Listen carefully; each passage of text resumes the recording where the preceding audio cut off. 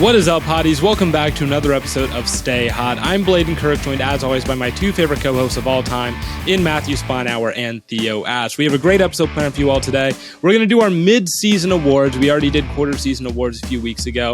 Do an MVP, Offensive Player of the Year, Defensive Player of the Year, rookies, etc. You know, the whole shebang. And of course, we're going to recap Week 9 of the NFL season. But before we get into all of that, Matt, Theo, how are you guys doing today?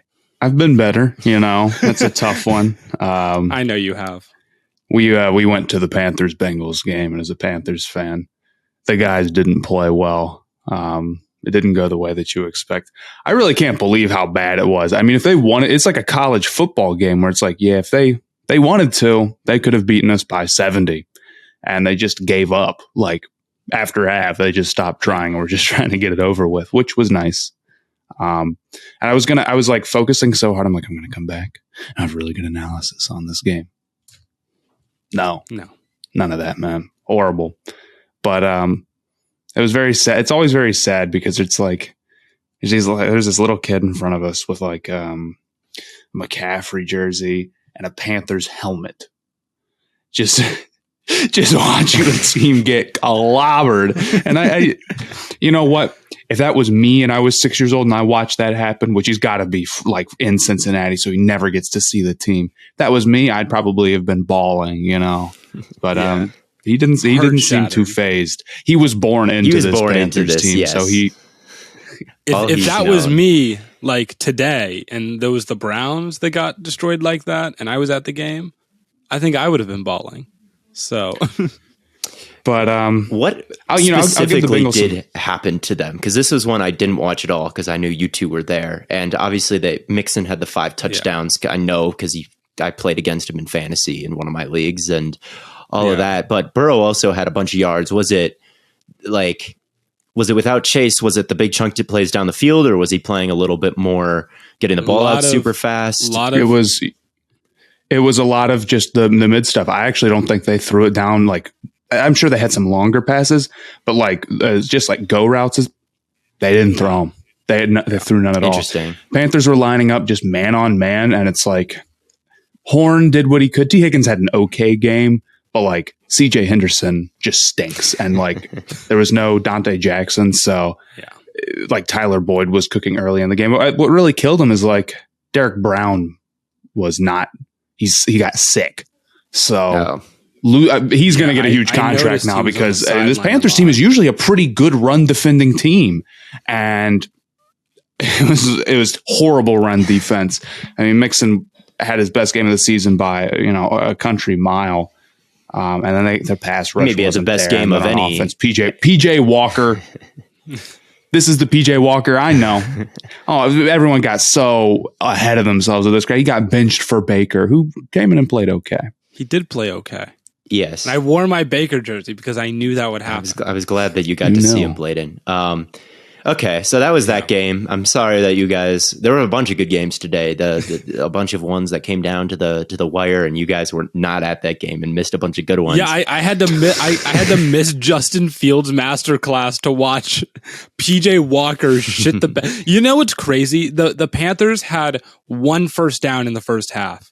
And it was because of a penalty, a defensive penalty. That was their only first down in the entire first half. It was awful. Dude had 10 attempts for 9 yards, man.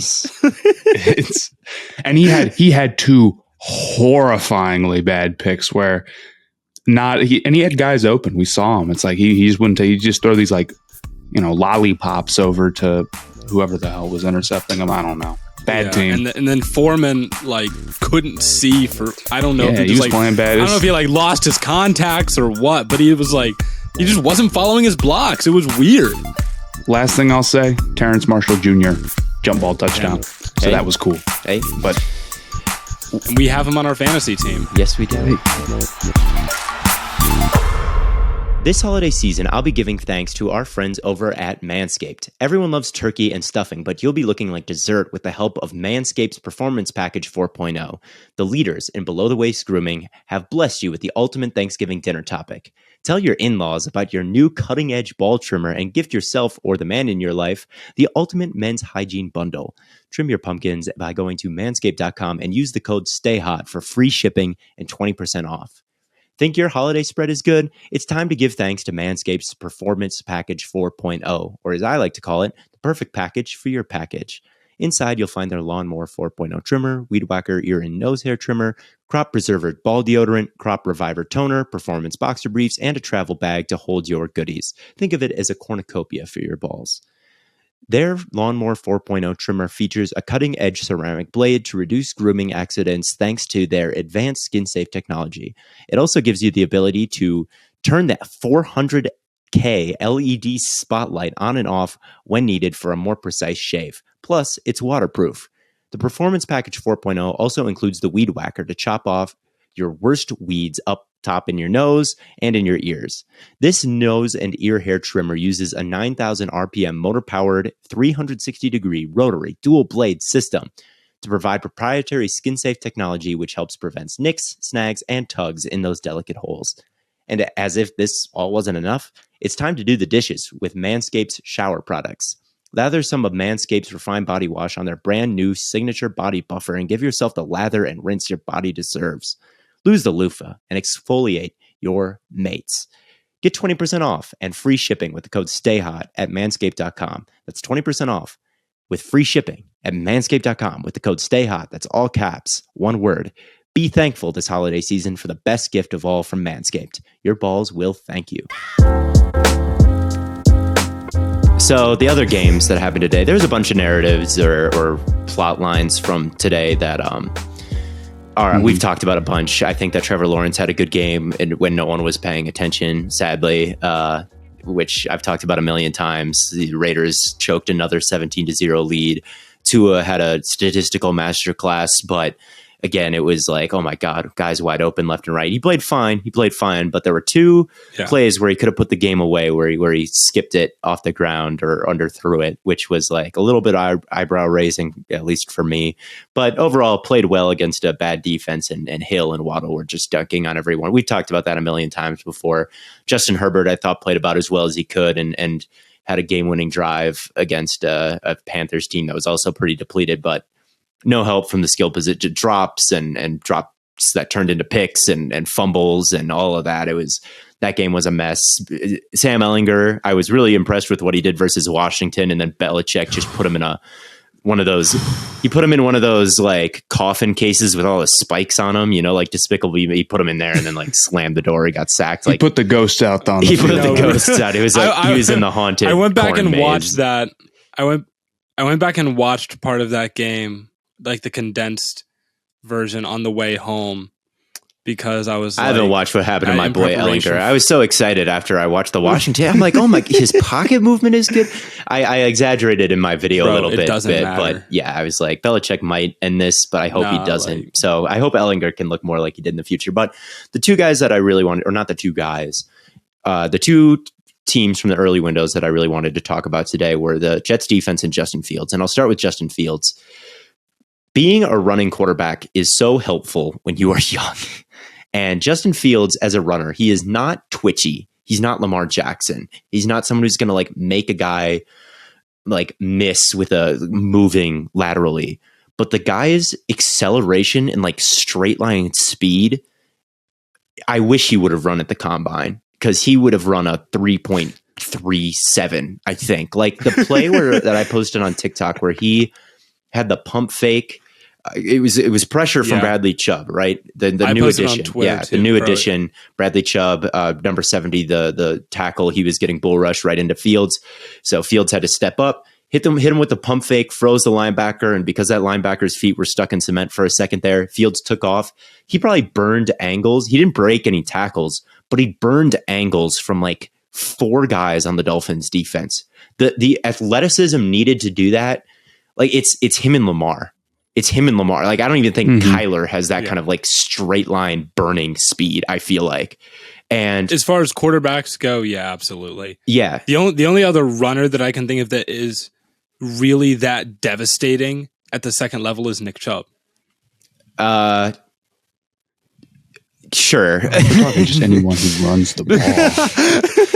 Hey, what? I thought you were going to make a Daniel Jones joke, to be completely honest with you, but that's cheap. When Fields, that's low. No, I'm not gonna take shots at Daniel Jones. But Fields has been an electric runner in the open field this year. I mean, it's been, and it's not shifty. It's not like, oh, I'm gonna rock my shoulders and like make you miss in space. It's no, I'm just going to take this edge and I'm going to how many times today it looked like the Dolphins had an angle to him and he just outran it is crazy. And he's a strange quarterback, and he plays in a very different style than anyone else plays, because it just seems like at the beginning of the year, this coaching staff, I know they said, we love Fields, we love him so much, but they just wouldn't let him pass, and they just wouldn't ever seem to let him get the keys to the offense. In fact, through the first 8 weeks of the season, I mean, the Bears had completed fewer passes than just about anybody in the last 7 years or so. All right. So if you're passing that little, I definitely feel like that speaks a little bit to the quarterback and how you maybe think, oh man, I don't know. And the first couple of weeks of the season, he wasn't really showing much reason to ever pass it more. All right. They didn't trust him, and it seemed like he didn't trust them. Right. He was holding the ball for way longer than all the other quarterbacks running around. And even recently, I think that's still something he can get better at. There was a play versus the Cowboys that I watched where they were running like a screen, a literal screen. The two tackles chopped block. They just like hit the ground and tried to take out legs, and guys were running the screen and blocking. And Justin Fields held the ball. He read the other side of the field. There was a screen happen. He didn't like that either. Of course, he's about to get tackled by the edge rushers, but he breaks the tackle and then is able to make a play after that. So like playing in structure is still something that I think he could get a little bit better at. And, eventually you need to be more than just a runner, but you saw the accuracy today on that third down in the red zone. Once again, Bradley Chubb was getting pressure from his left side, and they ran up in the bunch formation 3-by-1, and it was all manned up. They were all close to the line of scrimmage. And then there was like picks as Mooney kind of rolled around these guys, and the defensive back got caught up in the wash for a second. And then it was just a perfect ball on the goal line under pressure by Fields. You've seen some amazing, he was such a good deep ball thrower in college, and you've seen some of these fades just be beautiful throws. One was dropped by Velus Jones last week. And when you've got, I think he's displaying more accuracy, right? He's not executing these reads, I think, at nearly as high of a level as he could yet, even still. But the accuracy is there. I think he's playing with a little bit more confidence. He's conducted himself well. And yeah, he looks dangerous for sure. And it definitely looks like something, you think about what he could do with a good receiving core, because it's just not, or a good offensive line. He's dangerous, man. And if you gave him even more opportunities to throw to open guys, or even more creases to run through, you start to see the vision now. And I think my list of quarterbacks in the 2021 draft was Lawrence, Fields, Lance were my first round guys, and then Zach Wilson and Mac Jones were my day 2 guys. And I think that vision is starting to come to fruition with what we saw from both Lawrence and Fields today. I thought they both looked like how they were supposed to look. This is what Fields is supposed to look like. And he's still got some limitations. Yeah. His game isn't perfect, but man, he's athletic. Holy cow. He's athletic and accurate. Fields definitely suffers from his rookie year being with a truly awful head coach. But I think this year you're starting to see a lot of the things that you want to see. It's been a kind of a learning curve to get here, but you're starting to see the things you want to see from second-year quarterbacks, which is the high-level plays. And you're going to see some inconsistencies, but you're starting to see a lot more high-level stuff like we did with that's the thing that people always point to, Josh Allen. Oh, it's the third-year jump. But it's that second-year jump that you really want to see. They're meeting in the middle somewhere. Just was. He just seemed to lose all faith in Chicago. With a new coach, the first couple of weeks, I think there were definitely pretty major bones to pick with him not playing in structure like he should, and missing reads that were there, and holding on to the football too long. And yes, there were bones to pick with the Bears offense as well. But now They've gone out and got a deep ball guy in Chase Claypool. They're starting to stretch the field more vertically now. They're letting him run a little bit more, like designing him a little bit more run. Like they're getting to this kind of point of trust in each other that I feel like, and it's getting better and better every week. Like Fields, I don't know. I don't know if maybe part of the reason he fell in the draft is because he's a little, this is just me speculating, but maybe he's just a little distrustful of like people he maybe doesn't think knows what he's doing, or maybe he's like, I'm just going to go do it myself. And he's just kind of a guy like that and needs a little bit of time to like trust a coaching staff. I don't know if that's true about his personality or not, but it feels like that we're getting kind of closer and closer to that point. So that's what really impressed me about Fields' game. It's just, it felt like there was a little bit more trust. It felt like they were playing into his strengths a little bit more, and he was, playing with a little bit more confidence. So that's where I'm at with Fields. Good so far. I'd like to see it get even, I'd like to see it get even better. I'd like to see him be like, have a true, not even that he hasn't had a masterclass game through the air, but like line up in 11 personnel and just torch people through the air. That's slice and dice. Yeah, slice and dice through the air. But I mean, rushing for 178 yards, the most in regular season history for a quarterback, that's very good either. And if it wasn't for probably a missed defensive player or defensive pass interference at the very end of this game, they might win this game. Their defense stinks. Holy cow. Without Roquan and Robert Quinn, man, like they just could not. I know the Dolphins offense is good, but like they just could not get any coverage on anybody ever. So yeah. My question about Fields would be like when he was running, was he taking a lot of hits? No, I didn't notice him taking any big hits. And there were 3 games I was watching at the time kind of simultaneously. So maybe I missed one, but I tended to think he either scored or he ran down the sideline a lot and would kind of duck out of bounds. So maybe I missed one or I'm not thinking of one, but there was never a moment where I was like, oh man, I hope he gets up from that. So that's definitely also a good sign with him, because we all remember the shot he took to his ribs in that Rose Bowl game. Or whatever. He's not Cam Newton size, we'll say that much. He's decently well built. It's just he's not. You can say someone's Cam Newton size, dude. Cam Newton couldn't play like Cam Newton forever. It caught up with him. Right.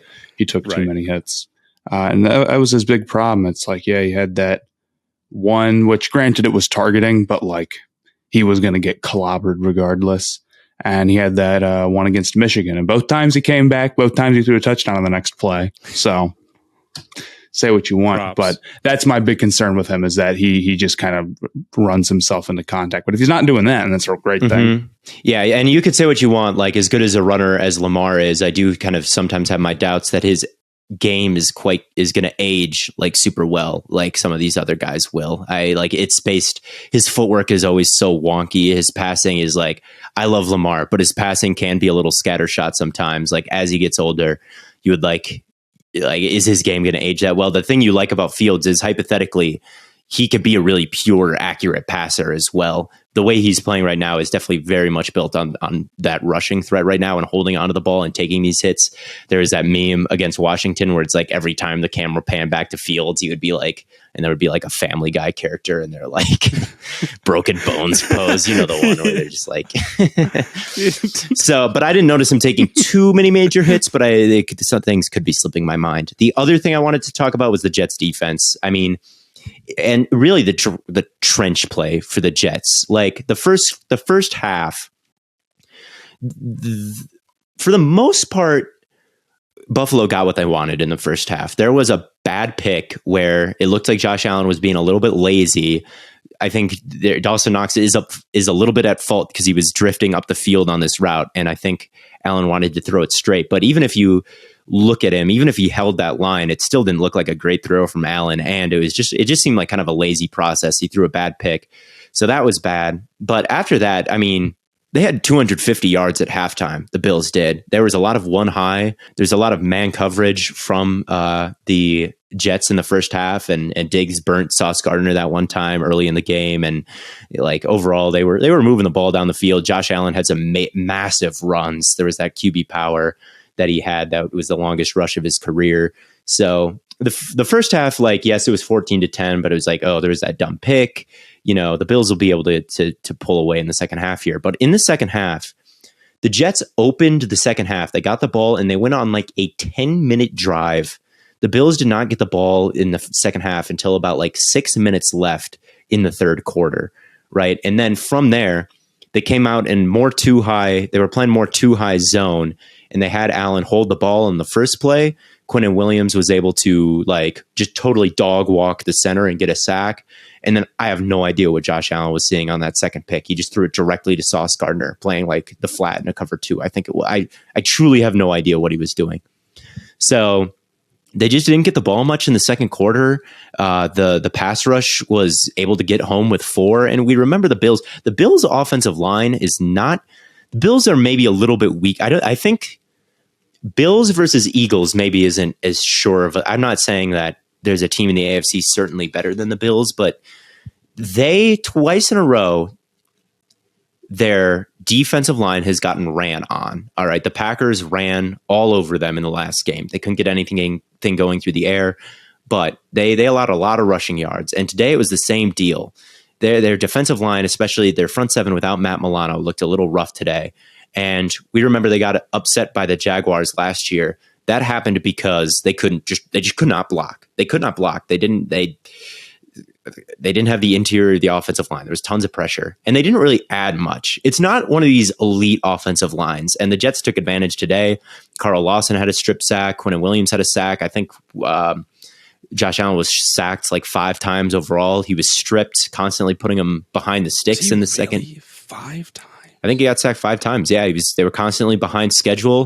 And then he was making dumb decisions and he was missing guys. He missed, I think it was Gate, or maybe it was Diggs, deep down the left sideline, I think on a 3rd and 14 or something like that. Like he had him maybe for a step, but overthrew him. There was a crossing route eventually versus, I think it was Khalil Shakir on a crossing route. And on that play, Josh Allen had all the time in the world and he just flat out missed him. He missed him. He was one-on-one wide open. Yeah. So it wasn't a great game from Allen, but I think the Jets deserve a lot of credit for what they were able to do in the trenches. And then that final drive, the one that put them ahead, they got the ball in the fourth quarter with 7 minutes left and they ran every run there is to run. Outside zone, inside zone, trap, counter power. Like, I don't know what it was. It was all of that, I think. And like they didn't let Zach, it was like a Zach Wilson legacy moment is what people were hyping it up to be on Twitter. Like a 17-17 game-winning drive versus the Bills. And they just literally did not let Zach Wilson throw. They just ran it up the field the entire way. I think he hit one slant route to Denzel Mims, who made a nice catch. But this was definitely one of those games where after last week, they kind of took the car keys away from Zach Wilson.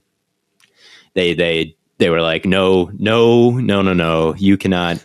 We have a game-winning drive. We're going to run it. No Zach Wilson throws. Like, he kept things on the rails. He played a very normal, average quarterback game, which is promising for him. But, they were just like, we're going to run it, and we're going to play good defense, and we're going to have Zach Wilson throw it within 10 yards of the line of scrimmage all the time. Take your check down, please. Do not create out of structure anymore. So, yeah. Yeah. That was that game. So the Jets definitely deserve a lot of credit. Gardner played a great game. Quinnen Williams, all the usual suspects on this. Reed, they've got a good secondary. They can hold up in any kind of look. It's real good, and they're a legit team. They're good in the trenches, and that can win you a lot of games when you're good in that area. So those are the 2 things that you missed while you were watching that slugfest that was Panthers Bengals.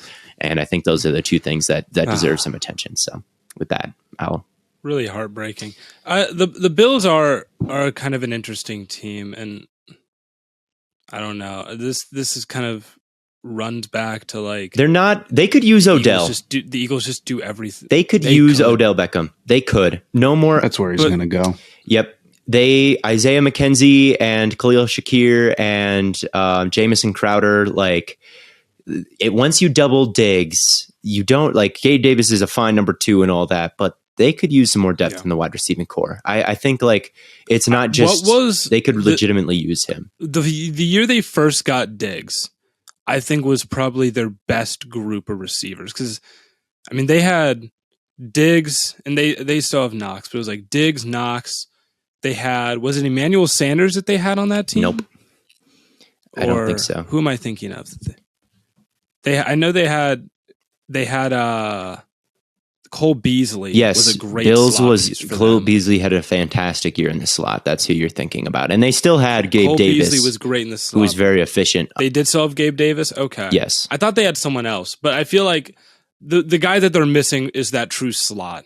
And I don't think they really have that in the way they did with Beasley. Yeah, and I don't know who would move there. Can, like if Odell were to join, because he's not really a slot guy, and Gabe Davis, like those are both guys who can win on the outside with volume. So maybe it's not a perfect fit, but they could definitely, I think, use a third receiver, because Isaiah McKenzie's not. He's unfortunately not it to me. Yeah, so those are the games I guess Matt and I missed. Jets beating the Bills, which, man, this is the thing. I got to give you guys some credit. Like, for people bash you for the locks. They're like, how is BLAIDEN beating the crap out of you guys in the locks? Every single week, I feel like one of you ends up locking a team, and I always say, yeah, I would have picked them too. Like, they would have been my next pick. Anyone who does this would lock some of the teams that we lock, Yeah. It's like locking the Bills was not an outrageous thought. Yeah. No. What were they, 11-point favorites? Yeah, I'm not. I'm never sitting there like, oh, I'm such an idiot, dude. What am I thinking? Like, I not have once ever done that. Yeah, that's the way she goes, man. It's just the way it happens sometimes. Small sample size type deal. You only have to miss a few picks to get blown out. It's the way it goes. Yeah, it's tough out there. But we can go over our mid-season awards. I don't know if you guys want to start with MVP or end with MVP. Let's start with MVP. Start with MVP. All right. To me, there's only one valid answer at this point. I disagree. Really? Oh. I have Mahomes. I have Mahomes too at this point. Oh, okay. I thought for sure you were going to say Allen. No. After the game he had today, no. Yeah, Allen these last 2 weeks. I think there's an argument for Allen, though. I guess totally but if we're saying the year ends today, you're like, my thought is like, there's an argument for Allen in the sense that like he's not going to keep playing like this the rest of the year, like the way he did today. But if you look at if the season ended today, you wouldn't give him fair enough. Here's how I think it's close. But I'm comfortable saying Mahomes is the MVP right now. I agree. That's where I'm at. I'm not saying like it's not so much, Mahomes has a comfortable lead in that Mahomes is far and away number one. It's close, but I do think right now Mahomes is the best player in football and means the most to the Chiefs more than anyone else. Here's my thought process on it. I don't want to say that he has no weapons because Travis Kelce is the best tight end in the NFL. Yes. But the thing is like, right now, I think the Chiefs have like the most efficient offense. Their offense NFL, is right? Crazy right now. It's like as good as it's ever been. Yeah. So they lose arguably the best non-quarterback in the entire NFL. Yes. And the offense does not miss a beat. That is something different. And while he's not surrounded by like scrubs and nobodies entirely, there are 99% of quarterbacks without a real number one receiver. Like is it Juju right now as the number one receiver? That's like that's something like if Herbert was here and he was struggling, and granted he doesn't have as good of weapons as even the Chiefs right now, but you would totally understand why. And they've still had the most efficient offense, and they deserve a lot of credit because a lot of it comes down to it's like they just totally changed their play style. Up to like hitting, shorter stuff and the mid stuff. And it's been really great to see. Yeah. I don't think there's any. So it's like, I guess the easy way to look at it is, okay, it's like, I think Allen has better receivers and the offense is a little less efficient. And I think Mahomes has worse receivers and the offense is more efficient. And I just think what he's been doing and how he changed his game. And this is the best version of the Chiefs offense, arguably. Right. They have no running game. Okay, that's one thing. They lost a wide receiver who I think everyone is coming around to the idea that Tyreek Hill is the best in the league. And this I already thought he was the best in the league, but I thought it was like, there's an argument to be made for someone else. At this point, I don't even think that they're like, I think Tyreek is just number one. Yeah. Like I think Tyreek's eclipsed over 1,000 yards already this year. No one else is even within 200. Right. I used to think like, oh yes, I have Tyreek number 1, but I value this superhuman speed that he has. And if you value Devontae or Jefferson or anything like that, like now, I'm like, if you don't have Tyreek, like you would take Tyreek Hill over anyone else. I mean, he is just completely game breaking. So to lose a guy like that, and the rushing game is nothing real special right now, and they're picking up like 3rd and longs at like a rate so high, it blows the other like teams in history out of the water. I don't have the numbers in front of me. I should, because that would make this a much better podcast, but I don't. The rate that they're picking up like first downs and touchdowns, like you'll just have to trust me here, is like they're just a buzzsaw. They are in a complete and total buzzsaw even still. And yes, there's not scrubs around him, and no one is ever going to win MVP with complete scrubs around him. It's just outside of maybe one Cameron Newton and maybe like to some extent, like not even to some extent, like Lamar Jackson in 2019. I think his wide receiver 1 was like Willie Snead, and I get that they had Greg Olsen and Mark Andrews, but you know, they had offensive lines that were decent too, but it's never completed scrubs. But like there have been MVPs that have truly put their team on their back and carried, but it's rare. And Mahomes, it's not like a total, the cupboard's empty like for Rodgers right now, or to some extent, you know, he doesn't have the problems that Brady's dealing with, but the tackles are bad, right? The tackles are bad. The run offense is bad. You lost Tyreek and you're still like this. So to me, that's MVP right now. If there was someone like above him in numbers or efficiency, I would say like, oh yes, maybe him, but there's not. He's still number 1. The only person that has higher average efficiency is Tua, and he's got the best receiving duo ever, as far as I'm concerned. Tua is so fun. No disrespect. Yes, Tua's playing fine. He continued to play fine today, even though he missed those 2 passes at the end. He played fine. He's not the MVP. I found a tweet the other day from 2017, the year 2017, with Alex Smith, a career game manager, a guy who is, you know, considered a bust for a large portion of his time in San Francisco. Went to Kansas City. They drafted Tyreek Hill. He got a good play caller in Andy Reid. All of a sudden, what was Alex Smith? MVP. Started the season 5-0. He had better efficiency than everyone else. Anyone can go look this up. What Alex Smith MVP 2017. Multiple articles saying why that should have happened. All right. That's what Tyreek Hill can do for you, and that's what having a good play caller could do with you. Like Tua playing well and all that, and I've been over this a million times. But you know who's he might be first in EPA. I think he's tied for first in EPA per play right now with Mahomes. You know who's number 4? It's Jimmy Garoppolo. Number 4 this season is Jimmy Garoppolo in EPA per play, and since 2017, Garoppolo I think is still 4th in that huge sample size of games in EPA per play. Like. You get a guy in that Shanahan system with those weapons, and you can put up some ridiculous efficiency numbers. And to me, Tua is not the MVP. What Mahomes is doing is much more impressive to me. But we might talk about this Dolphins offense when we talk about others. Blaiden, do you have a different MVP? Or are you on the Mahomes wagon like us? I bounced back and forth for this for a while. I battled. All right. But I am going to agree with you that the MVP is Mahomes. My alternative would have been a man, Jalen Hurts. Jalen Hurts is not the MVP. And I agree, right? It's not a debate. He is not. I do think Hurts has his argument, which would be, it's like, oh, well, they added AJ Brown. The offensive line's great. The run game's great. He is the run. I think if you eliminate him from that offense, the run game is not half as good. Like I think it would be a huge blow. I disagree that it would not be a great run game still. They have a fantastic offensive line. They have a great offensive line. Their running backs are not. He is the best runner on that team. Sanders is fine. He's fine. Yeah, he is the I'll best. give you Kenneth Gainwell. I'm not a Gainwell fan.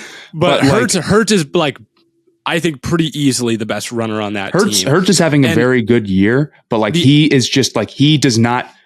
He's one of those guys where it's like no one can really like make an argument for him for MVP that I like really holds up. They've surrounded playing so good enough much where with people him. want to say, "Oh, like, he's in the conversation," though, right? It's like, no, I think like you watch him, like he's been deadly accurate on the on like deep shots on the outside. He's been laser accurate.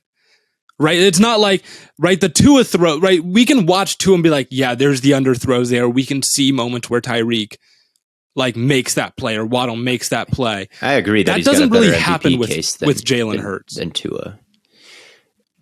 Jalen Hurts, like, he's been balling this year, yeah, and I think he's been balling this year, and he's been crazy accurate, and he's playing in structure a lot more, and just like Fields, I think he's someone who's gotten more and more trust in this system, and he's used to hold the ball way too long, and he's being inaccurate, and now he's not holding the ball way too long, and he's been extremely accurate this year. He's been balling, and he lets you do the read option stuff that's been so effective for them. Like Jalen Hurts has been a top quarterback this year, but kind of the same thing, like I said, with Josh Allen and to a greater extent, Jalen Hurts. Yes, you can say, he could be in the conversation. Yes. Or like Devin Booker with the MVP last year. That's another thing. Devin Booker had a fantastic season that deserved a ton of respect. And the West, they were number one in the West, and they had the great record, and he was the best team or the best player on the best team in the West, or even in the whole NBA. And people were like, well, doesn't that make it so he has to be in the MVP? And it's like, you have to make the argument that he has played better than Jokic. You have to make the argument that he's played better than Embiid. Right. And with Hurts, and that's where I eventually got to that, and I was like, he has not played better than Mahomes. That's where it is with Hurts. Hurts has played great, deserves flowers for the way he is developed and the way he's playing this year. But just because he's the quarterback on the best team doesn't mean he is more valuable to the Eagles or is doing more with less than like a guy like Mahomes. And I think Mahomes is number one right now. Now, I think if the Eagles are 16-1, 15-2, and Jalen Hurts is still balling like this, he's going to get the MVP. No, he's not. He should not. He is not the MVP. Whether or he's not the most valuable player. Point blank. I think he will. If the Eagles are like head and shoulder, if they're like 3 or 4 wins better than the Chiefs, I think they would give it. I think they would give it to Jalen.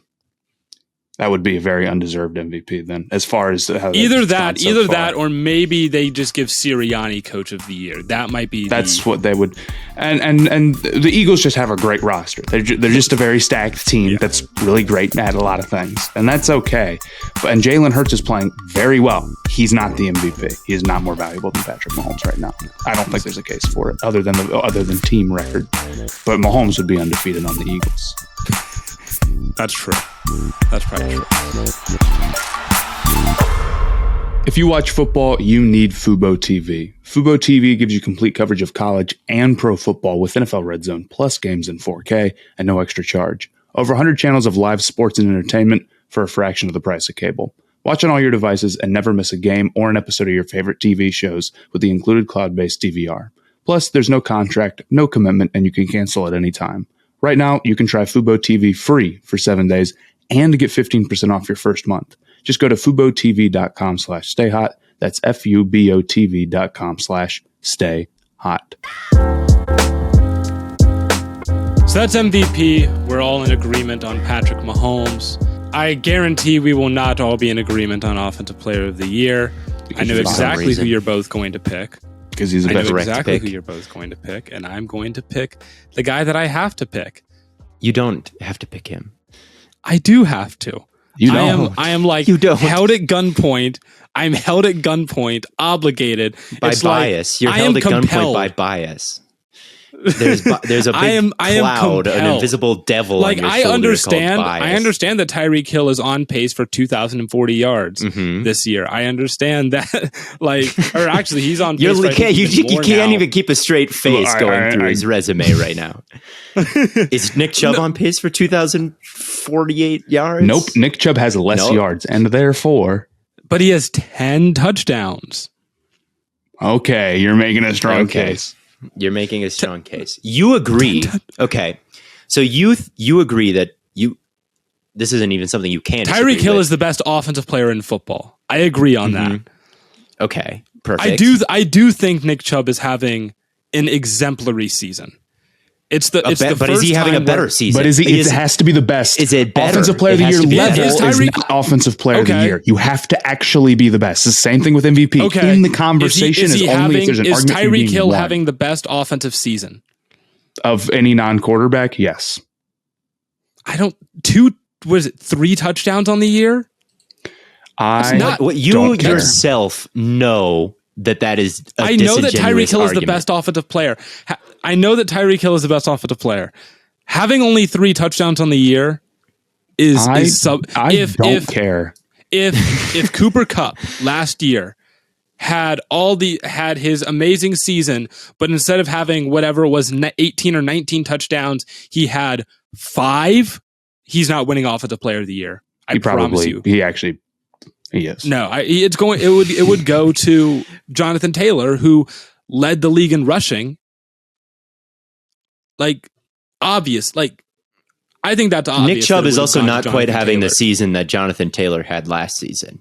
You know, if Jonathan Taylor had maybe not 300 less yards than he had last year, or I'm not totally sure. How many yards is Nick Chubb on pace for? But at any rate, you and I both agree this week. That is true. But you and I both understand that the reason for this huge turnaround in the offensive effectiveness of the Dolphins is led by not Tua. We're not buying into the Tua MVP narrative. We're not buying into all that. We understand that his weapons are very, very good. And the big addition was Tyreek Hill, who is now on pace to destroy the receiving yards record and has created all these big plays. Oh, he's uncoverable this season. He is completely uncoverable this season. So if you're not crediting Tua for MVP and you're not crediting Hill for Offensive Player of the Year, I think it's got to be one of those two. I really do. Nick Chubb is on pace for he's on pace for 50 fewer yards than Jonathan Taylor had last year. Okay. And he's on pace. Right. And he's on pace for 4 more touchdowns. And after you know what's going to kill this argument, fair or not, is that Derrick Henry is going to be right there with him. And I agree that the efficiency will not be the same. But Chubb is no lock to finish first in rushing yards. No, he's not a lock. I mean, Saquon's been having a great year. Derrick Henry's been really kicking it up strong the past couple of weeks. They're up right now on the Chiefs. If they win this game, and I'm not saying that they will or won't, it'll be 2 games in a row that Derrick Henry just went out and won for the Titans. Yeah. What is better, Tua as a quarterback or the Browns' offensive line as an offensive line? What do you mean? What do you think assists these? That. So, as an offense, everything is connected. Everybody helps everybody. What do you think is more beneficial to the skill position player? The Browns' offensive line and running game, structure for Nick Chubb, or Tua Tagovailoa and the overall structure of the Dolphins' offense for Tyreek Hill? This isn't an MVP conversation. This is not an MVP. It is a little bit. This is who is having the best offensive season. The most spectacular offensive season. And if Tyreek Hill doesn't eclipse double-digit touchdowns, even if he breaks the receiving yard record, if he breaks the record, it's not. If he goes down as number 1 all time, but that's first receiver to have 2,000 yards. The first receiver to have 2,000 yards would be bonkers. So, but that's what he's on right now. Give him that. That would be no different than where he's at. Now, we can only look at the body of history. To be at 1,000 yards by week 9, no one else is there. That's the same as it's on pace, right? You've got to look at that season where he's at now, like a 2,000 yard season, I think, because it's holy cow, he's on pace for this. And I guess I don't have in front of me most receiving yards ever through week 9, which I should have done more research for this episode. Is kind of where I'm at right now. But to me, just Tyreek has just been so electric, and Chubb has too. But to turn around this offense like this, I think I give a lot of credit to Hill for that, and he's on pace for this historic season. And I don't want to. Chubb is the best running back in the league. He has been for a long time. He's on pace for a monster season. He's breaking all these tackles. He's been fantastic, no doubt. But when you're flirting with a 2,000 yard season with Tua throwing you the football, I kind of think that you're the offensive player of the year. Yep, I agree. I think to me it feels too much like an MVP debate. But I think it can be. I think it can be the offensive player. I don't think it that And even if you're going like most spectacular this season, if Tyreek Hill were to do what he's on pace for, it would be remembered a lot more than what Nick Chubb is on pace for. Plus, the offense for the Dolphins is way better than the offense for the Browns. So of course people will remember like, oh yes, Tyreek Hill contributed more to winning. I feel like that's a projecting like he's going to break the record, as opposed to like if the season just ended today. You were just talking about what Nick Chubb's on pace for, so I don't think it's a problem. He has 1,000 yards halfway through the season. Yeah, he is absolutely. He's great. And the thing is that like it's not like he's being put in some wonderful position to do it, or he's on a team that has to throw to him all the time. He's on a team with a quarterback who I think underthrows a lot of the deep balls and doesn't give him a good look at it. He's on a team that has a well-balanced offense and another amazing receiver, another top 10 receiver. And he's doing this on like 10 yards a target. He still has is on pace to break the receiving yard record. It's not like Kupp last year where it's like, well, Matthew Stafford is throwing to Kupp 200 times a season. And he is just laser focused on that. It's not even that. It's just that Tyreek Hill is on pace for 2,000 receiving yards right now. And he is out there like making unbelievable plays on balls that he maybe should not always be getting. They just can't guard him at all. So he is offensive player of the year. Chubb is second, though. I will give him that. Thanks, Theo. Thanks, Theo. He's second, and Saquon also deserves to be in that conversation, I think, still. But yeah, I think Tyreek Hill is taking his place at number one. The way he's turned around this offense, 2,000 receiving yards. I think at the end of the year, we'll be if Tyreek does break the record. If you would have told anyone 2,000 receiving yards, yes. If you would have told anyone before the season that Tyreek would have the best year of his career with Tua throwing him the ball, you'd be like, what? No, of course not. He had 143 yards today on 8 targets. Dog. He's great. He's unguardable. He's amazing. But he has 3 touchdowns, and he is one of the best receivers ever. Yep. He's up there. He's on the level one of the best running backs ever, sadly. No, he's not. Tyreek is a better wide receiver than Chubb is a running back. No, Tyreek is the best Tyreek Hill is the best offensive player in football. The best non-quarterback. He might be better than quarterbacks, honestly. But yes. So I think through this point in the season, is the value that Nick Chubb has brought to the Browns offense this year with no quarterback. No, it's not an MVP debate. And now you're talking about... it's not an MVP debate. But you can do the MVP. Yes, because I legitimately think like the skill position player that brings the most value to his team can get offensive player of the year. Like I think that's very valid to bring up like how much he has turned their respective franchises around. And like when you're divvying up like credit for winning games, like I do think that it is fair to make it kind of like a most valuable offensive player. Like I do think that's invalid or be like, oh well, it's not. It's just whoever puts up the best numbers. Like I think it's not just whoever puts up the best. More nuanced okay. So maybe it is. Maybe there is a little bit of like value involved, but it's like it's whoever has the most outstanding offensive season. And I think the most outstanding offensive performance thus far has been Nick Chubb having like 900 yards and 10 touchdowns through 8 games. Or 850. He's been great. Well, we're talking in circles now. I disagree. We are talking in circles. It's like we're all saying this like we're not budging. It's okay. I'm taking Nicholas. I have to.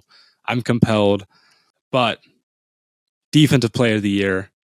I think this one's tricky. Does something compel you here to pick a certain player? Does something compel you to do this? Nothing compels you. I have to. You don't have to. Even though Myles Garrett has a case, nothing compels you. Why is this? Why are you compelled to take Nick Chubb, but not Myles Garrett? Myles Garrett's been great. Myles Garrett's been great this year, but there have been too many other guys that are kind of right with him. In the way that I don't think it's that case. Like he doesn't lead the league in sacks and lead the league in pressures, right? Okay. He's just a great edge rusher, and like everyone can see that. And you can look at the pass rush win rate or whatever, and you can look at the PFF grade if you want. But like everyone just knows that he's a fantastic edge rusher. Same thing with Micah Parsons. Micah Parsons has kind of been ridiculous as an edge rusher this year. Both valid choices. Both are valid choices. And I might pick Micah because I think Micah might be the most. Who did you pick? Who'd you write down?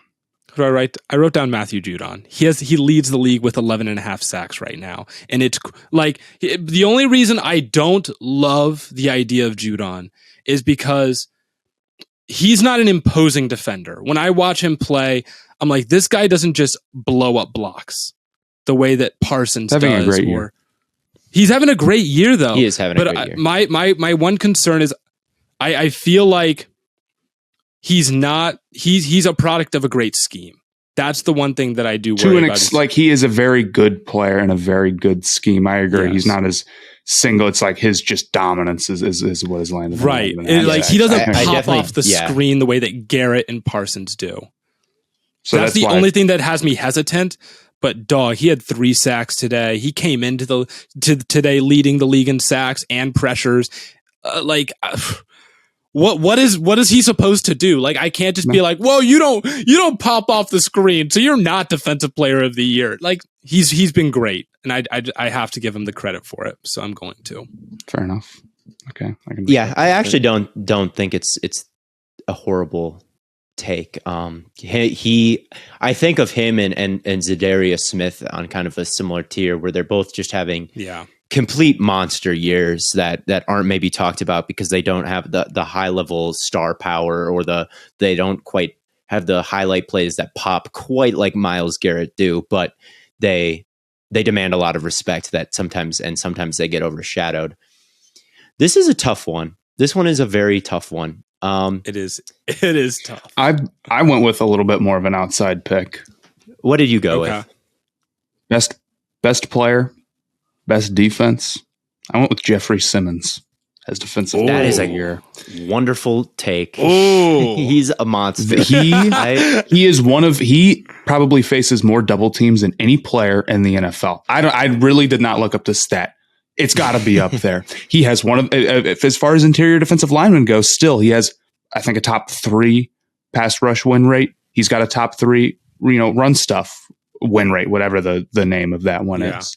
That defense. It's like why are the Titans so good? Their defense. Why is the defense so good? Simmons, and that is not even counting the how much that opens up for the rest of the defense too. Those big defensive tackles that take up multiple guys. You see the defensive like double team stuff, but it's like an assist almost. It's like if you go get someone else a bunch of one-on-ones or you make the matchups that much. Yeah.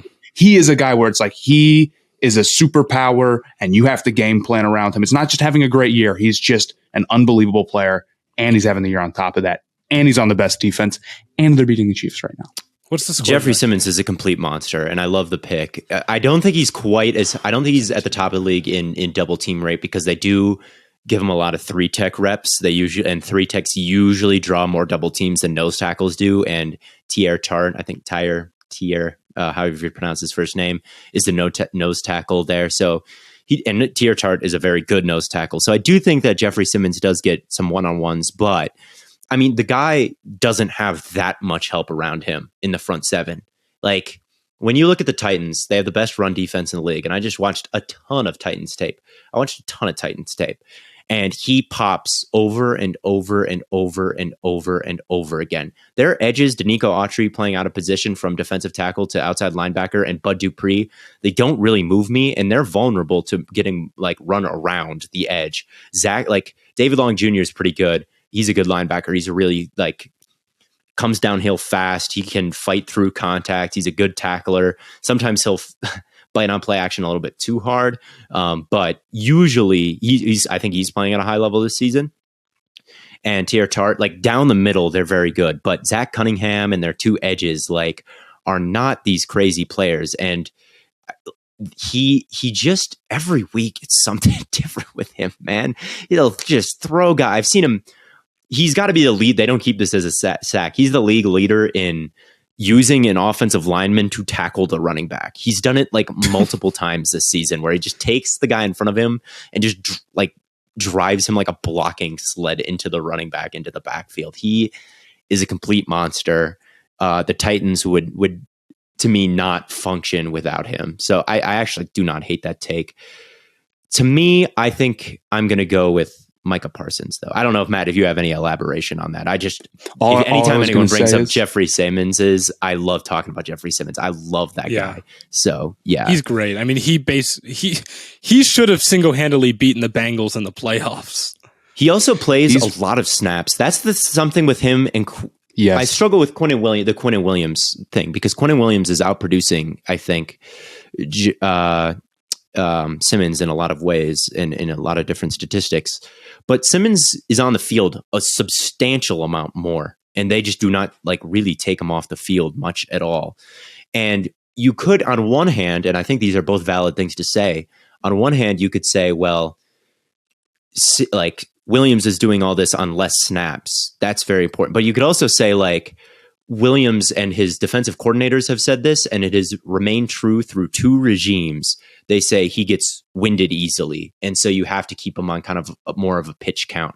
So that's like a substantial amount more snaps that I think he's just unavailable for, because he seems to have less endurance than Jeffrey Simmons. And again, this is not just something that Saleh's staff has done. This has been true for the entire time as Williams has been there. So I love Williams too, but in terms of like overall, and I also think that Williams has more help around him in the front seven than Jeffrey Simmons does overall. So those two are very close, and Chris Jones is a wrecking ball too. But I don't hate that take. I think he's a good outside the box pick. I think also, well, I was going to bring up, Mahomes has 3 carries for 28 yards off, I'm not watching, but probably Mahomes-y stuff. Outside of that, the Chiefs have 7 carries for 5 yards. And you can't run up the middle. That's true every time the Titans, any runs the Titans or any average rushing reps or above average rushing reps or good rushing reps, they always happen around the edge. If you are going to beat the Chiefs, you cannot run up the middle, because Jeffrey Simmons is there, and Tart and Long, but mostly Simmons. So he's super valuable. And you cannot run up the middle. And there's a lot of great defensive tackles, Donald, Williams, Chris Jones. They all deserve a lot of flowers, but Jeffrey Simmons, I don't hate the pick. I'm going to go with Micah Parsons. All on the Cleveland Browns. I wish they were all on Green Bay Packers, mad too. I'm going to go with Parsons. I think that if you do look at the pass rush win rate chart and double team chart, like him and Garrett are both like hilariously high, hilariously disruptive. Like, no, it's ridiculous. They just torch guys over and over and over and over and over. They just demand so much attention, and they beat it anyway.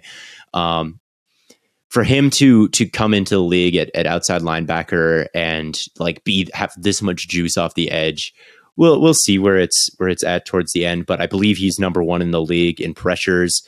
I believe he's number 1 in the league in pass rush win rate. I believe he's like top 3 or 4 in sacks. Like, he is just a demon. He is a complete demon, and he's kind of a safe choice. But him and Garrett both are probably my top 2 at this point. I do flirt with the idea of Surtain as a corner. He doesn't have any picks. Surtain was on my... You guys just love Patrick Surtain. Oh, bro, my God. No, you don't. Here's what I've realized. Every Broncos game stinks because Patrick Surtain is on the field. I don't no one can throw the ball. No one can throw the ball against the Broncos. If you talk about the best player on the best defense, the Broncos certainly have a very real argument for being the best defense this year, and Surtain certainly has a very good argument of being the best player on the best defense there. I mean, he doesn't have any picks this year, and BLAIDEN, that might be the same as you say that Tyreek Hill needs more touchdowns. I don't know. No, that's not the same. Because the reason Pat Surtain has no picks is because no one dares throw it to him. No one, you wouldn't even consider it. It's like, not how many times a game do you hear Patrick Surtain's name called? Basically, never. That's true. And he's amazing. I guess it's not exactly the same, but I guess what is the same is if a wide receiver gets it to the 1 yard line after doing something incredible and, Raheem Mostert plunges in for the 1-yard score. Like, I still credit almost everything to the wide receiver there, and that's kind of where I'm at with and that's why I always like don't love looking at touchdowns. I want a stat called almost touchdowns. Almost touchdowns, yes. Well, yeah, that's true. Yeah. So Surtain is someone I flirted with. He's been completely locked down on the edge. But I am going to go with Parsons. It's kind of a safe pick. I am going to go with Parsons. It's a close race this year. I'm with you with Quinnen Williams. I'm with you with Myles Garrett. I'm with Judon and all of that. Like, it's close. I don't think anyone has quite separated themselves. But to me, Parsons is just crazy impressive. And like, that's kind of my Garrett and Parsons. They jump off the screen. You're like, that guy's awesome. They're freaks. They're up there in sacks. I think Parsons has a slight edge in sacks and pressures, like a very slight edge, and win rate. It's like all ever so slight. As a run defender, Myles is I don't think he's nearly as good of a run defender as he is a pass rusher. I think it's the same case with Parsons. So I hold them in about equal regard there. I probably should do a little bit more research in exactly who has been better against the run. I tend to think they're pretty similar. I hold them in a pretty similar regard there. So yeah, I give it to Micah Parsons with the slightest of edges, but I don't. If anyone wants to argue with me with that, I'll probably just fold because I don't really care. Yeah. Well, we have to do offensive rookie of the year and defensive rookie of the year. We're running a little short on time. So maybe we can make this short. Sauce defensive rookie of the year as a lockdown corner. Week 1, we did this. I know, Matt, you had him as. To me, I'm at Sauce now. I don't know what I said last time. What did I say? I take Woolen right now, but this bothers me, for the record. Does it? No, does it bother you? Yes. Tyreek Woolen. The only thing I was really looking forward his interceptions. I mean, he's been locked down too. Not as locked down as Sauce, in my opinion. Not as locked down as Sauce. I agree. I will say I really wanted to see Woolen like attack, or not necessarily attack, but I wanted to see him get an opportunity against Hopkins. And it felt like they were just in a lot of zone, and Hopkins just ended up just running routes away from Woolen. So I feel like we didn't really get to see a lot of that. So that was the one thing that I was really looking for. But also on that side, he didn't get torched by Hopkins. So Sauce has a pretty pristine record as a corner right now, man. To like, it's kind of tough when every week nothing happened. Like, Diggs got him once today, but he also had a pick, and he had the last play of this game with Sauce against Gabe Davis. I mean, that was a throw of a lifetime from Josh Allen, and it was ruined because of Sauce Gardner. And there was another big third down conversion where he, like, nothing happened. It won't show up on any box score, but I think they were playing quarters, and they ran a curl, and all the, like, he just broke on it so fast. He recognized it so fast and took away a long third down conversion. He's just been every single week in and week out. Like, maybe there's a couple times where he's gotten beat here and there, but really there is not a lot of corners overall in the whole league that have shut people down like Sauce. And Woolen, I think, has been beat a couple more times, but he does have the picks and all that. But I do think as an overall body of work, Sauce has been better than Woolen. But Woolen's a crazy impressive. Like, yeah, especially for a guy that was taken as late in the draft as he was to really step on. And maybe that's what maybe it's a low expectations merchant. I know, Matt, that's your. It is. It's your biggest. A little bit. Low expectation merchants are real. You can't judge them based off where they were drafted. It's just who's playing. No, better. you can't. But you can't. He's been very, very impressive thus far this year. The other thing is, like, if you before the draft and the pre-draft process were saying that Sauce Gardner was not going to be good or that he was a bust because he wasn't playing against anybody in the AAC, I hope you feel bad about yourself. This was the easiest evaluation ever, and he's sick. He didn't let up a touchdown the entirety of college. And this wouldn't have been a narrative if Jameson Williams had been healthy that full game. But yeah, it is what it is. Sick. Yeah, he's offensive rookie of the year. Damian Pierce for me at the moment. Yeah. Kenneth Walker is nipping at his heels, but he hasn't played enough. He hasn't got enough. I think by the end of the year, we'll definitely be talking Ken Walker in that discussion. He has been on just an absolute tear recently. But so is Pierce, and Pierce I think is top 5 in rushing yards total right now. He's second in broken tackles behind Chubb. He's the only thing that I like. I guess I like Tunsil on that offense. I love Laramie Tunsil. But yeah, right now it's him for me to break all those tackles, and he just runs with such a vengeance to him and just crazy balance, and to take over the lead back role just immediately. Like, we knew this a week into training camp. They sat him out of preseason games because they knew Pierce was so good. And they're like, we need to keep him healthy. He's a 4th round rookie, and they were doing that. And just to hit the ground running like that. Kenneth Walker is incredible running back, and so is Breece Hall, but he can't win because he's out for the season. Kenneth could surpass him in the second half of the season, but for right now, with the body of work we're working with, I got Damian Pierce. I don't know if you guys feel any differently. I don't have much more to say than that. They're both sick. He's on his own right now as far as rookie offensive threats go. But those are our mid-season awards. No comeback player of the year. Mine changed. Gino's comeback player of the year. All right, I agree with that. It's Gino. Sure. Any dissent. Okay. Gino comeback player of the year. I guess that I'm trying. What? It's not a great group. He's coming back from them. It would be back from Thomas, 10 years of being on the bench. That's what he's just coming back. That's the coolest story in the NFL right now, and you can call it a comeback. So it's comeback player of the year. I think you can call it a comeback. He got punched in the jaw.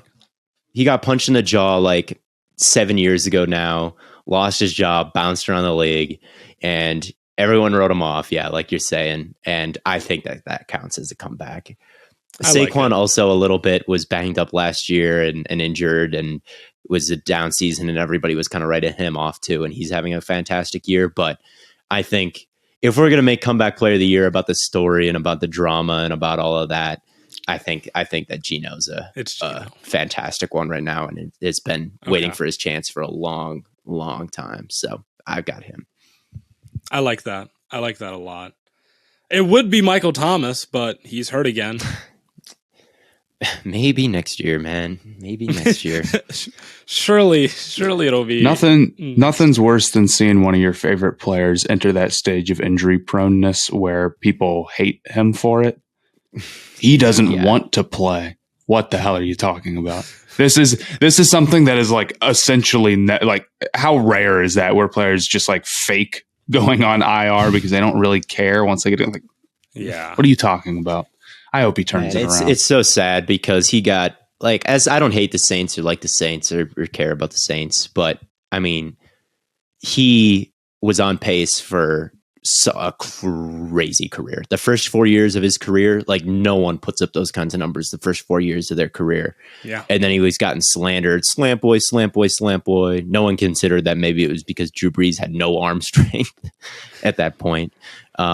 No one gave Devontae Adams the same narrative, even though he caught a lot of it. He made a lot of his production off slants, off the RPOs, and in Green Bay, like, no one gave him the same energy. But right.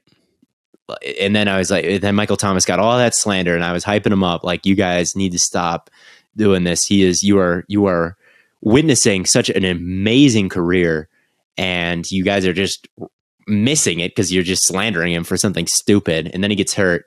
And he's like, you'll all see once, no Breeze, he's going to come back and he's going to still be a good player because he's like that. And then it started happening this year. He's playing well, and then it all gets ruined. It all gets ruined. This is why we can't have nice things. It's going to get me on one of those. Why don't we just appreciate greatness when it's here? Yeah, I'm going to become one of those guys. Dude, stop comparing players or debating anything in sports and just appreciate greatness. We're just going to say LeBron, I love both of them. Stay appreciative. Stay appreciative pod. Like, but yeah, I'm going to turn into one of those guys with this Michael Thomas news. I'm for it. I'm for it, Theo. It's okay. But on Tuesday, we will do our Take Mulligan.